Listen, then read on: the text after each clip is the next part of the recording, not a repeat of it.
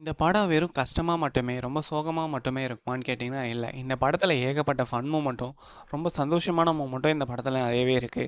முக்கியமா சொல்லணும்னா, இந்த மெயின் கேரக்டர் கூட ஃப்ரெண்டா வர சேகர் கேரக்டர சொல்லியே ஆவணும். இவங்க 2 பேரும் வர சீன் எல்லாமே நல்ல ஃபன் மொமெண்ட்டாவே இருக்கும். அதுவும் இவங்க ஸ்கூல் டேஸ்ல அவங்க பண்ற விஷயம்லாம், நம்மளுக்கும் நம்ம ஸ்கூல் டேஸ்ல பண்ண விஷயமா நல்லாவே கனெக்ட் ஆகுற மாரி இருக்கும். இவங்க கூடவே அவங்க டீச்சர் கேரக்டரும் நல்லா அழகான ரோலா இருக்கும். அவங்களும் நல்லாவே பண்ணியிருப்பாங்க. ஸோ இந்த டீச்சர், இந்த மெயின் கேரக்டரான சின்ன பையன், அவங்க ஃப்ரெண்டு. ஸோ 3 பேரும் அவங்க வர சீன் எல்லாமே நல்லாவே இருக்கும். ஸோ இந்த படம் வெறும் கஷ்டமா, சோகமா மட்டுமே இருக்காது.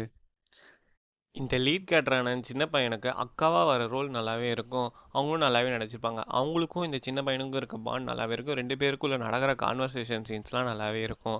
இவங்க கூடவே வர கலையரசனோட கேரக்டர் ஒரு நல்ல சூப்பரான கேரக்டர். அவரும் அந்த கொடுத்த ரோலை நல்லாவே பண்ணியிருப்பாங்க. இந்த படத்தில் கொஞ்சம் லிமிட்டடான கேரக்டர்ஸ் தான் வருவாங்க. ஆனால் எல்லாருமே அவங்க கொடுத்த ரோலை நல்லாவே பண்ணியிருப்பாங்க. முக்கியமாக இந்த லீடோட அம்மாவாக நடிச்சிருக்கவங்க நல்லாவே நடிச்சிருப்பாங்க.